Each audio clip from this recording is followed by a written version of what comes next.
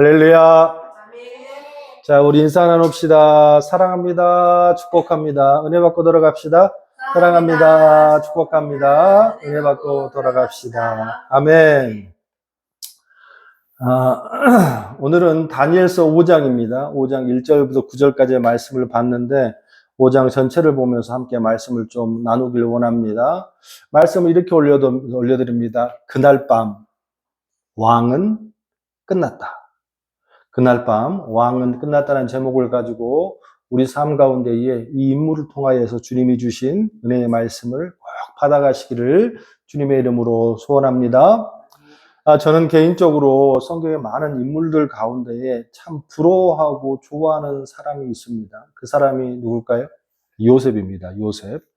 요셉은 참 힘들죠. 그렇지 않습니까? 요셉의 역경을 부러워하는 건 아니고 요셉의 어떤 포인트를 좋아하냐면 요셉은 출발은 참 어릴 때부터 엄청난 고난과 핍박을 많이 받았잖아요. 그런데 그걸 받아내고 또한 그 인생의 마지막에 너무 아름답게 마무리가 된 것이 너무 참 좋아요. 저는 성경을 오래 연구하고 말씀을 나누고 또 말씀 사역자의 길로 가고 있기 때문에 성경의 많은 인물들에서 설교도 하고 또 많이 연구도 하고 또 상담도 참 많이 합니다. 근데 단연 이 요셉이라는 인물과 또 한 인물, 또 베드로라는 인물 자체는 참 좋아하는 사람 중에 하나입니다. 왜 그러냐면 항상 뭐가요? 마무리가 참 좋아요. 요셉이 총리 대신이 되었던 것도 인생에 참 좋은 부분이긴 하지만 그가 죽을 때까지 하나님의 사람으로서 조금도 부족함이 없었던 것에 또 끝까지 잘 마무리한 것에 정말 참 본받을 만하다라는 생각을 해봅니다. 창세기 50장 22절 24절에 보면 요셉의 마지막 죽음을 놓고 말씀을 보고 있는데 제가 한번 읽어드릴게요. 요셉이 그의 아버지의 가족과 함께 애굽에서 거주하며 110세를 살며 에브라함의 자손 3대를 보았으며 므낫세의 아들 마길의 아들도 요셉의 스라에 양육되었더라. 지금 보니까 이 모습이 요셉의 마지막 모습인데 오늘 보면은 그 마길의 아들 요셉의 스라에 양육되어라. 스라라는 것이 메레크란 단어인데 무릎 아래라는 뜻을 갖고 있어요. 그러니까 다른 형제들, 므낫세의 손자들까지 거두어서 이 요셉이 친히 잘 거두고 양육하는 모습을 볼 수 있어요. 이렇게 쉽지 않거든요.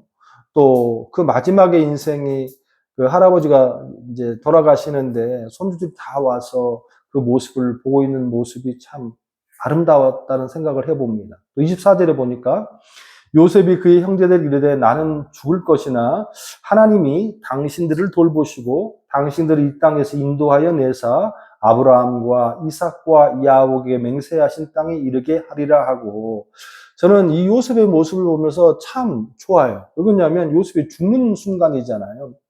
저는 임종을 참 많이 봤습니다. 예전에 이제 담임 목사 훈련을 한다고 큰 교회에 있을 때에 여러 가지 참 임종을 참 많이 했잖아요. 돌아가신 분들 임종도 하고 장례도 많이 치렀는데 또 그런 분을 볼 때마다 의문이 생기기도 하고 좀 안타까운 게 있었어요. 다 무서워합니다. 다 두려워하고 또 그 마지막 순간이 참 따뜻한 사람을 별로 보지 못했던 것 같아요. 굉장히 신앙이 깊은 사람이든 신앙이 안 깊은 사람이든 그 마지막에 하나님을 잡고 가는 게 절대 쉽지 않은 것 같아요. 저희 어머님, 아버님 이제 다 돌아가시고, 자녀들 다 돌아가셨는데, 그 순간들을 보면 참 어려워요. 어려워. 그 순간들을 보면 저희 부모님뿐만 아니라 모든 사람들을 보면요. 다 뭐예요? 두려워합니다. 이 사탄이 그런 것 같아요. 우리에게 오늘 교회에 나와 있잖아요. 또 우리가 헌금을 드리고 예배를 하고 봉사를 하는데 이게 다 중요해요. 근데 이게 중요하지만 이게 본질은 아닙니다. 우리가 예배를 드리는 것은 왜 예배를 드리죠? 누구를 붙잡기 위해서? 하나님을 붙잡기 위해서. 우리가 예배를 드리는 것은 항상 누구와 관계를 맺기 위해서? 하나님과 관계를 맺기 위해서. 우리가 마지막 천국 갈 때 목사로 천국 가는 거 아니거든요. 우리가 마지막 천국 갈 때 집사로 천국 가는 거 아니고 또 장로로 천국 가는 거 아니고 우리가 천국 갈 때는 무엇으로 천국을 가는 거예요? 하나님의 자녀로. 할렐루야. 그러니까 영원히 그분을 붙잡고 있는, 그분을 믿고 신뢰하는. 근데 이제 죽음을 앞에 두면 그런 것이 무너져요. 모든 것이 불안하고 두렵고 후회만 남고 그 틈바구니를 타고 사탄이 들어옵니다. 네가 이런 죄를 많이 짓고 막 떠올려 주는 거죠. 이런 나쁜 짓을 하고 하나님이란 그분이 너를 기억하실 것 같아? 너는 지옥 갈 수밖에 없어. 그러면서 자꾸 하나님의 존재를 부인하게 만듭니다. 그런 것처럼 약한 순간에도 지금 요셉은 어떻게 해요? 아브라함과 이삭과 야곱에게 맹세하신 땅에 이르게 하시리라. 주님께서 예전에 그 민족들에게 준 그 말씀을 잊어요, 안 잊어요? 안 잊고 사는 거예요. 죽는 순간에도 그 말씀을 안 잊고 사는 거예요. 이게 진짜로 위대한 거예요. 25절에 보니까 요셉이 또 그 이스라엘 자손에게 맹세하여 이르기를, 이스라엘 백성들이 맹세 잘 안 합니다. 절대로 이 맹세를 흐트러뜨리지 않죠. 왜?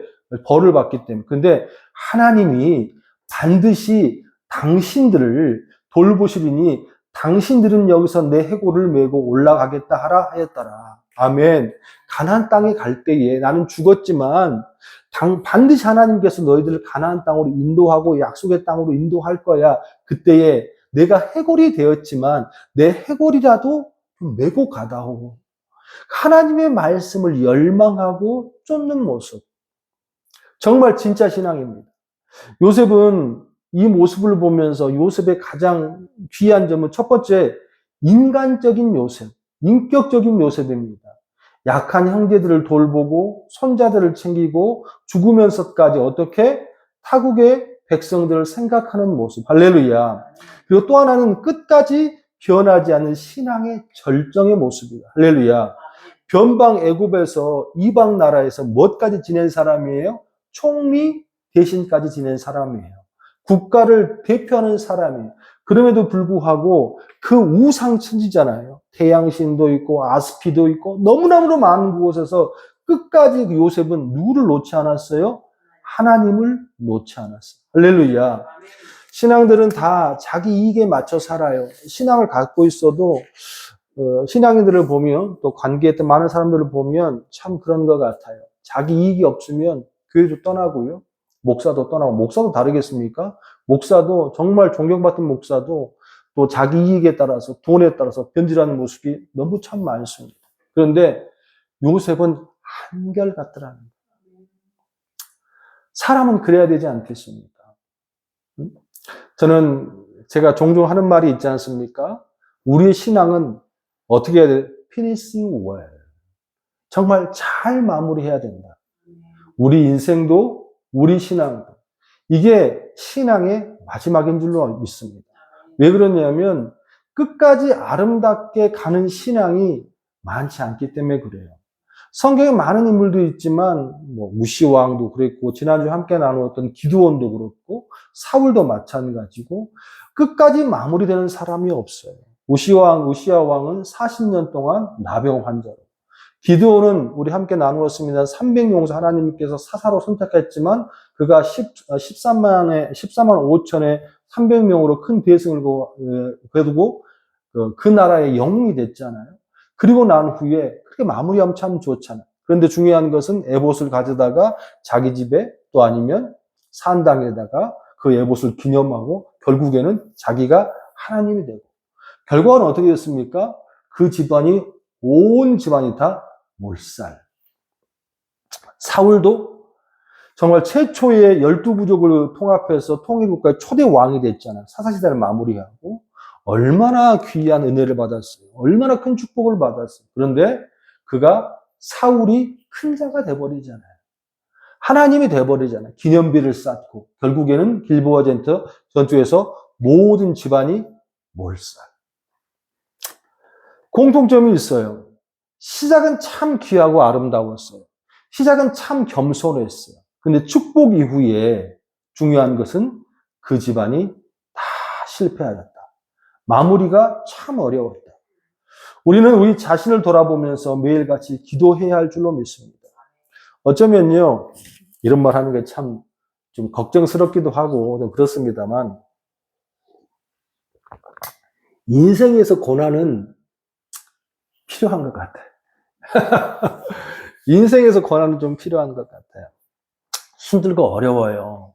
춥고 배고프고 걱정스럽고 잠 못 자고 너무 쪼달리고 또 믿었던 사람들은 다 떠나고 그럼에도 불구하고도 하나님께서 이 땅에 광야를 주시고 사막을 주시고 갈급합을 주시는 것은 그로 인해서 하나님을 찾게 되는 것 같아요. 그래서 그런 찬양이 고난이 유익이라 라는 찬양이 있잖아요. 그거 제일 싫어했거든요. 고난이 뭔 유익이 힘들면 힘들었지. 그런데 지금도 우리는 고난 가운데 있지만 이 고난이 사실은 그렇게 나쁘지는 않은 것 같습니다. 죽지 않았잖아요. 그리고 아직 우리가 뭐 끝나지 않았잖아요. 그리고 우리가 막 힘들어서 자빠져 있지 않잖아요. 그렇기 때문에 고난이 유익인 줄로 믿습니다. 축복합니다. 그런 가운데 우리가 우시야 왕이나 사울이나 기드온처럼 실패한 인생이 아니라 요셉처럼 또 야곱처럼 처음보다 마지막에 항상 주님 앞에 붙들려서 쓰임받는 가정 되시고 신앙들 되시기를 주님의 이름으로 축원합니다. 이런 맥락에서 어떻게 하면 우리가 아름다운 마무리, 어떻게 하면 오늘보다 내일이 더 아름다운 신앙이 될까 기도하는 가운데에 한 인물에게 관심을 갖게 됩니다. 별로 많이 주목되는 사람은 아닌데 그 인물이 오늘 다니엘서 5장의 주인공인 바로 벨사살의 왕입니다. 성경에 느부갓네살 다음 왕으로 기록되고 또 바벨론의 마지막 왕이고 비운의 왕이고 암살된 왕이에요. 주님께서 우리에게 이 인물을 주셨는데 오늘 이 벨사살 왕은 왜 우리에게 주셨냐 곰곰이 생각했더니 사실 내가 요셉을 묵상하고 있었거든. 근데 요셉과 정반대의 사람이에요. 최악의 왕입니다. 절대로 따라해서는 안 되는 왕을 우리에게 주셨는데 오늘 이 왕을 한번 살펴보면서 나의 상태를 점검하고 또한 이 왕이 무엇이 잘못돼서 하나님 앞에 버림받을 수밖에 없었는지를 한번 잘 보기를 원해요. 오늘 다니엘서 5장을 가만히 살펴보면 벨사살 왕의 삶을 함축적으로 보여주는데 제가 이렇게 얘기하는 게 왜 그러냐면 벨사살 왕의 시작이 이렇게 돼요. 5장 1절에 어떻게 시작되죠? 벨사살 왕이 그의 귀족 1000명을 위하여 큰 잔치를 베풀고 그 1000명 앞에서 술을 마시니라. 벨사살 왕이 소개되는 5장 1절의 시작이 이렇게 됩니다. 아주 즐겁게 잔치로 시작되고 어떻게 1000명을 불러다가 술을 마시면서 잔치를 벌이는 것으로 인생이 시작되는 것으로 보여져요. 근데 중요한 것은 5장의 마무리는 5장 30절에 어떻게 기록돼요? 시작. 그날 밤에 갈대아 왕 벨사살이 죽임을 당하였더라. 아멘. 5장의 시작이 너무 화려하고 기쁨으로 시작했잖아요. 너무 축복으로 시작됐잖아요. 근데 그날 밤 살해당하는 것으로 인생이 마무리되는 것이 벨사살의 인생이요. 또 5장의 구도입니다. 참 안타깝죠. 저는 화려하게 끝냈으면 좋았을 텐데 화려하였으나 끝이 너무 초라한 인생. 그러면서 기도하면서 우리는 이런 질문을 한번 던져봅니다. 왜 벨사살 왕은 이렇게 됐을까? 이 왕은 무엇이 꼬여서 이렇게 되었을까? 무엇이 잘못돼서 이렇게 되었을까? 이 질문의 대답 또한 우리가 벨사살을 믿음으로 가고 있는 벨사살을 통하여서 우리 믿음으로 가고 있는 우리 신앙들의 모습도 이렇게 될 수 있으니까 오늘 이 질문을 통하여서 우리를 좀 돌아보고 또한 벨사살 왕처럼 되지 않기에 노력하며 기도하는 시간이 되기를 원합니다. 자, 벨사살 왕이 그렇게 화려하게 시작했다가 끝내는 실패한 왕으로 될 수밖에 없었던 근본적인 이유가 있습니다. 그게 뭐냐면 저를 따라서 할까요? 교만. 다시 한번 교만. 벨사살 왕이 실패할 수밖에 없었던 것이 바로 교만과 안일함입니다. 호페레파노스라는 단어인데 이 교만이라는 뜻은 다른 존재 위에 자신을 올려놓다, 이런 뜻을 갖고 있어요. 오늘 되돌릴 수밖에 없는 자기 이기주의적 교만의 모습을 갖고 있는 이 벨사살 왕이 왜 하나님 앞에 죽을 수밖에 없는지 다시 돌아보면서 함께 보기를 원해요. 자, 1000명을 불러다가 지금 하나님을 욕보이면서 놀고 있어요. 충격적인 장면이 이 5장 안에 들어있는데, 우리 5장 5절 한번 같이 읽어봅시다. 시작. 그때는 언제? 그때는 잔치를 벌이고 있을 때에 사람의 손가락들이 나타나서 왕궁 촛대 맞은편 석회벽에 글자를 쓰는데 왕이 그 글자 쓰는 손가락을 본지라. 아멘. 지금 벨사살 왕이 귀족들 1000명을 불러다가 연회를 불러. 그런데 막 이렇게 무술을 먹고 놀고 있는데 이 벽에, 촛대 벽에 사람의 손가락이 나타나요. 끔찍하잖아요? 손가락이 나타나서 막 글을 쓰는 거예요. 글을 쓰는데 이 글씨가 일반적인 글씨가 아니에요. 그래서 이 글씨를 해석할 수가 없어요. 5장 7절에 보니까 왕이 크게 소리질러 술객과 갈대아 술사와 점쟁이를 불러오게 하고 바벨론의 지혜자들에게 말하되 누구를 막론하고 이 글자를 읽고 그 해석을 내게 보이면 자주색 옷을 입히고 금사슬을 그의 목에 걸어주리니 그는 나라의 셋째 통치자로 삼으리라 하니라. 아멘. 근데 중요한 것은 이 글자를 해석할 사람이 있어요, 없어요? 없는 거예요. 어느 사람도 이 글자를 해석하지 못합니다. 그때 할 수 없이 누구를 불러요? 다니엘을 부릅니다. 그러니까 사실은 이 느부갓네살 왕이 바뀌고 난 후에 사실은 다니엘이 좀 뒤로 쳐져 있었던 것 같아요. 그 모든 것의 지혜나 이런 것이 다니엘이 월등했음에도 불구하고 벨사살 왕이 다니엘을 바로 부르지 않고 그 나라의 점쟁이와 술사를 다 불렀던 것은 뭐냐면 다니엘을 배제시켰던 모습이 있었던 것 같아요. 근데 중요한 것은 뭐냐면 아무도 이거를 해석하지 못하니까 할 수 없이 벨사살 왕이 뭐예요? 그 다니엘을 부른 거예요. 그래서 다니엘에게 야, 이거 뭔 뜻이니? 해석 좀 해다오 했는데 중요한 것은 그 글자 써있는 것을 다니엘이 보고 아, 이건 이렇습니다. 이건 저렇습니다. 라고 말을 해줘야 되는데 다니엘이 그 얘기는 하지 않고 엉뚱한 얘기를 해요. 우리 5장 20절 한번 볼까요?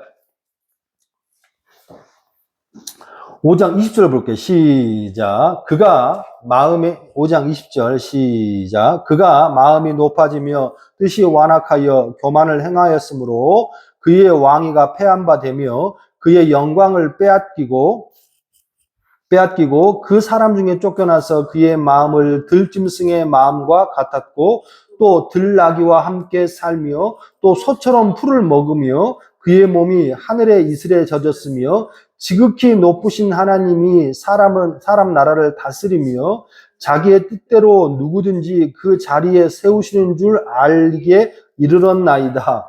엉뚱한 말을 해요. 이게 뭐냐면 이게 지금 처음 한 말이 아니고 지금 다니엘서 4장 32절부터의 말씀인데 바로 느부갓네살 왕이 폐위됐을 때에 왜 왕이 그렇게 죽을 수밖에 없었던지 그 모습을 얘기하는데 지금 이야기는 벨사살의 모습을 얘기하는 게 아니고 4장에 느부갓네살의 왕의 모습에 썼던 걸 다시 한번 리바인드해서 지금 얘기하고 있는 거예요. 그러면 이 얘기를 왜 하느냐?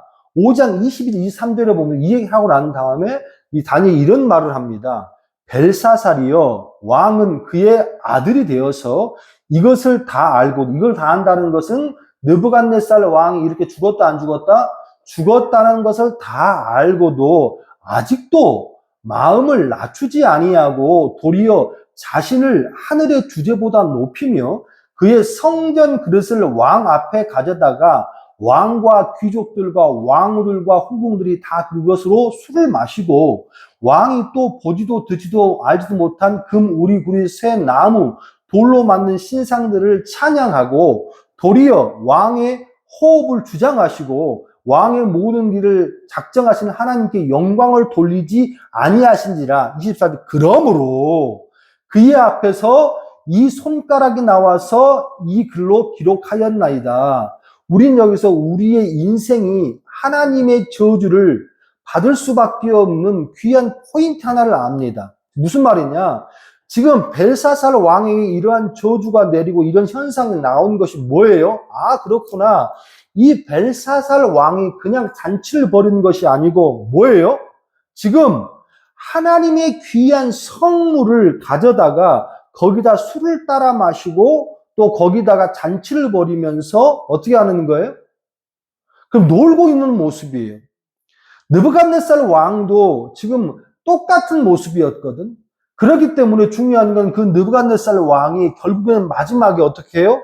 금신상을 만들고 하나님의 성물을 훔쳐다가 창고에 처박아 놓고 그런 모습으로 교만을 보이다가 결국에는 4장 22절, 23절, 30절, 32절 말씀 가운데 느부갓네살이 그렇게 들 짐승처럼 죽었다는 거예요. 그런데 중요한 거는 그러한 것을 다 알고 그 다음에 왕이 됐는데 네가 또 이런 짓을 하고 있어?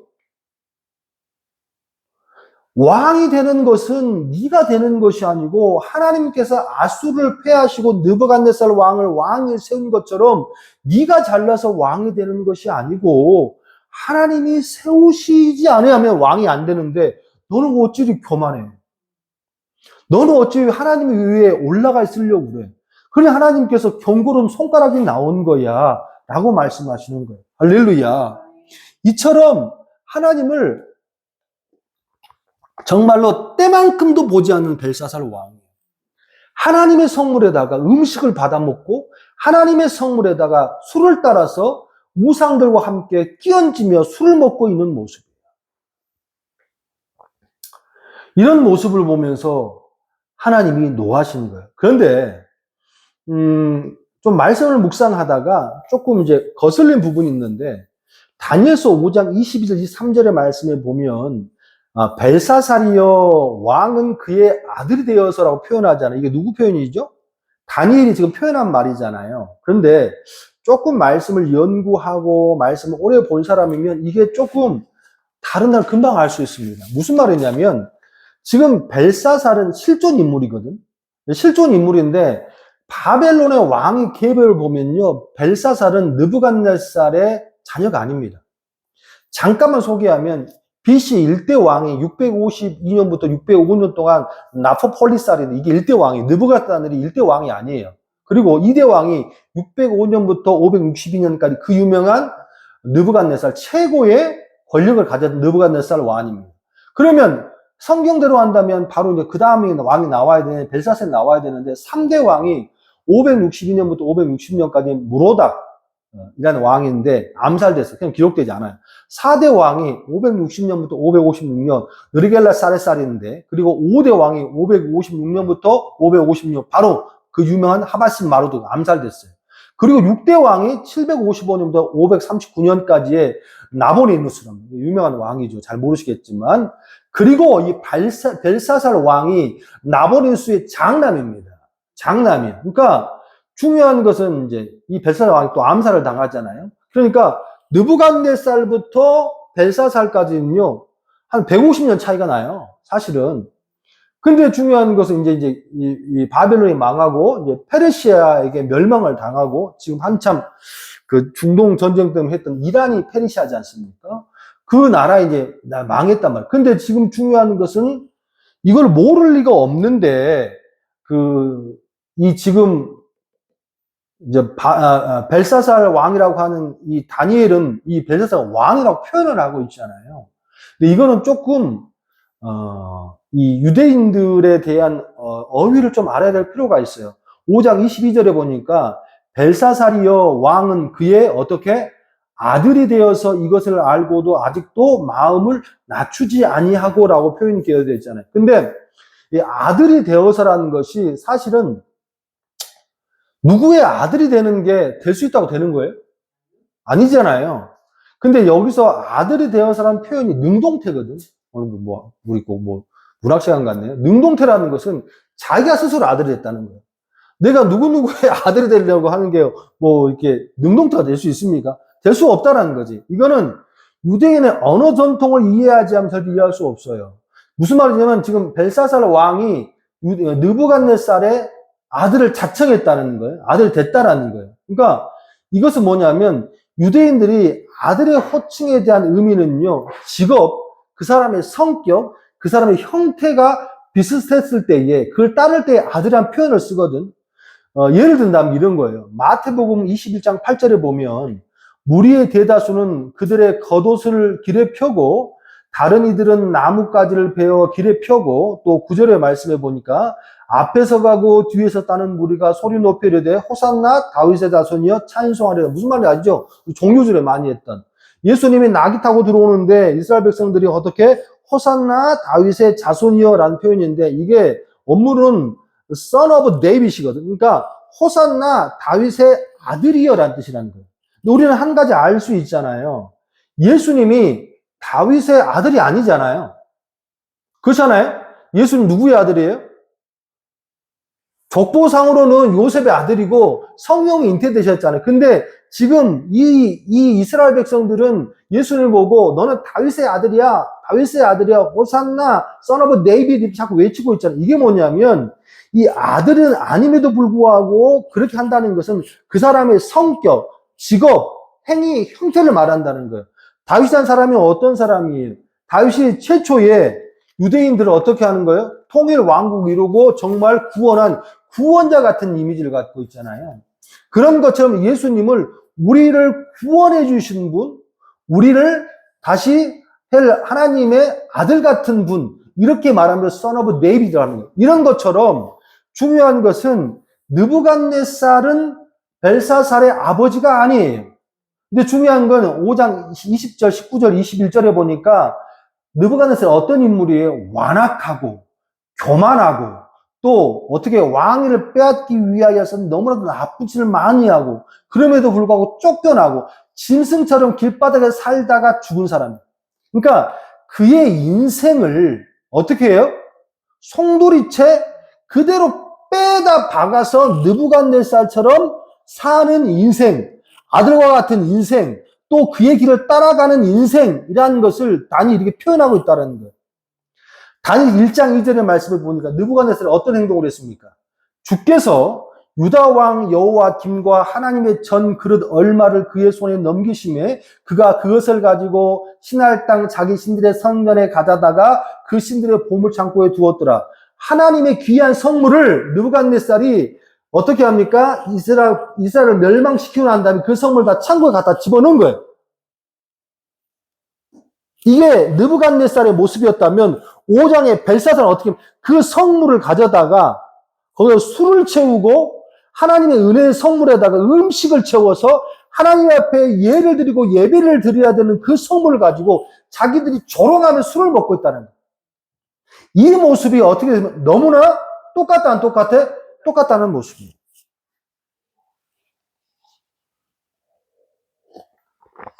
그렇기 때문에 벨사살은 실제로 느부갓네살의 아들이 아닙니다. 그런데 네 인생을 보니까 느부갓네살 왕하고 똑같이 하는구나. 금신상을 만들고 절하게 하고 하나님의 성물을 갖다가 그렇게 방치하고 어떻게 교만해서 그렇게 하는구나. 지극히 벨사살 왕은 교만하고 악한 마음을 갖고 있고 하나님을 두려워하지 않고 그 모습을 갖고 있고 또한 하나님께서 느부갓네살에게 그렇게 어떻게 하는 꿈으로 회개할 기회를 주셨음에도 불구하고도 느부갓네살은 끝내 어떻게 짐승처럼 살다가 죽었다. 네가 그 인생을 가고 있구나. 그 얘기를 해주는 거예요. 응? 그리고 난 후에 다니엘이 이제 진짜로 그 글씨를 어떻게 합니까? 해석해 줍니다. 자, 25절 볼까요? 25절 시작. 자, 기록된 글자는 이것이니 곧 메네메네 데겔 우르바실이라.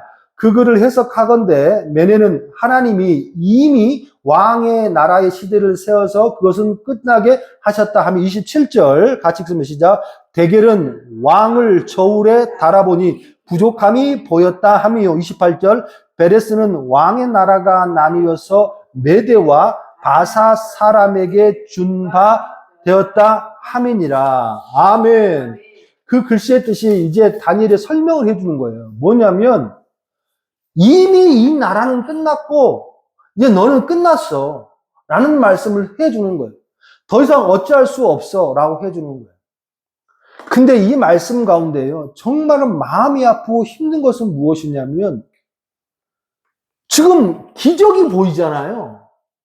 환상이 아니고 천명이 있는 곳에 손가락이 나와서 네 나라는 끝났어. 이제 너는 이 나라가 두 동강이 나와서 바사와 메대로 나눌 거야.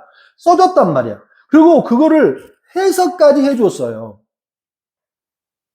그럼 우리 같으면 어떻게 했습니까? 꿈에서 본 것도 아니고 누구한테 들은 것도 아니고 지금 그걸 하나님께 직접 보여주셨잖아요. 근데 있잖아요. 잘 들으세요. 인간이 이렇게 악해요. 저는 길진 않지만 그래도 한 20, 30년 이렇게 20년 신앙생활은 40년 훌쩍 넘었고 또 목회를 하고 교회에서 오래 살고 많은 신앙인들을 보잖아요. 근데 교만을 갖고 있는 사람들의 첫 번째 특징이 뭐냐면 잘 회개하지 않습니다. 잘 돌이키지 않아요. 더 악해지려고 그러고 그런 말을 해주는 사람을 더 힘들어하게 하고 저는 많은 신앙인들을 보고 예전에 성도들도 보고 관계하는 모든 성도들을 봤을 때에 정말로 자기에게 이익이 안 되면 가차없이 떠나거나 외면한 사람을 참 많이 봤습니다. 또한 그런 사람들을 보면서 목사로서의 조언을 해주고 또 하나님 말씀으로 독려하면요 받지 않아요. 왜? 교만이 모든 죄의 우두머리이기 때문에 그렇습니다. 이미 교만이라는 게 뭐라고 했어요? 누구누구에 올라가 있어요. 뭐에 올라가 있어요? 하나님의 말씀에 올라가 있어요. 하나님을 두려워하지 않아요. 오늘 이 말을 듣고 그 다음에 28절, 29절에 보니까 28절 제가 읽겠습니다. 베레스는 왕의 나라가 나뉘어서 메대와 바사 사람에게 준 바 되었음이라 하면 하나님이 이렇게 하겠다는 거 아니에요. 그러면 어느 정도 정신이 있고 이 환경을 이 기적을 다 본 사람이면 뭐 해야 되겠습니까? 야, 어떻게 하면 돼? 내가 어떻게 하면 이거를 내가 피할 수 있지? 그 하나님이 이런 기적을 보였다면 방법도 있을 거 아니야? 라는 말이 몇 구절이라도 있어야 되는 거 아니겠는가? 그런데 29절에 이에 벨사살이 명하여 그들이 다니엘에게 자주색 옷을 입히게 하며 금사슬 그의 목에 걸어주고 그를 위하여 조서를 내려 나라의 셋째 통치자로 삼으니라. 이건 왜 그랬어요? 자기가 뱉은 말이잖아. 우리 5장 상반절에 누구든 이걸 해석하면 내가 이렇게 하겠다. 금사살 주고 통치자로 삼아주겠다 했다는 거야. 자주색 옷을 입히게 하겠다는 거야. 이거는 지키는 거야. 지 말은. 지 체면이 있으니까. 근데 이게 무슨 소용이 있냐고. 그렇지 않겠습니까? 그 가운데에 이러한 모습이 있겠다고 하는 불구하고도 이 말을 주의 깊게 들어 안 들어? 안 듣습니다. 어쩌면 이 설교 말씀을 듣고 있는 많은 사람들이나 오늘 여 자리에 앉은 성도들이 불편한 사람이 있을 수 있어요. 웃기고 있네. 라고 할 수 있습니다. 오늘 말씀 가운데 찔림이 있거나 내 모습이 하나님을 경외하는 모습이 없다면 불편할 수밖에 없어요. 그때가 기회입니다. 저는 28절과 29절 사이에 반드시 벨사살 왕이 회개해야 될 줄로 믿습니다. 이 모습은요 똑같아요. 사무엘상 2장 3장에 보면 작은 엘리야가 작은 사무엘이 엘리 대제사장에게 당신이 죽게 될 거예요. 한날 한시에 아들이 다 죽게 될 거예요. 했단 말이에요. 그러고 나서 회개한 적이 없어요. 하나님이 말씀을 줘도 회개하지 않습니다. 첫 번째는 뭐냐?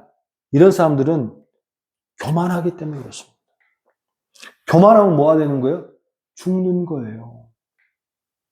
그의 마지막에 어떻게 되나 볼까요? 29절부터 같이 볼게요. 이에 벨사살이 명하여 그들이 다니엘에게 자주색 옷을 입히게 하며 금사슬을 그의 목에 걸어주고 그를 위하여 조서를 내려 나라의 셋째 통치자로 삼으니라. 이렇게 하면 뭐 하겠습니까? 그 다음 절이 뭐예요? 30절. 그날 밤에 갈대아 왕 벨사살이 죽임을 당하였고 메대 사람 다리오가 나라를 얻었는데 그때 다리오는 62세였다. 62세였더라. 하나님 말씀대로 돼, 안 돼? 해요. 하나님은 모든 사람들에게 벌을 주시고 그 사람을 죽이기 위해서 존재하는 분이 아닙니다. 하나님은 항상 사람들을, 우리 인간들을, 그의 자녀들을 너무 사랑하시는 거예요. 그들이 교만에 처하고 어려움이 있다 할지라도 그들을 살리기 위해서 노력하시는 거예요.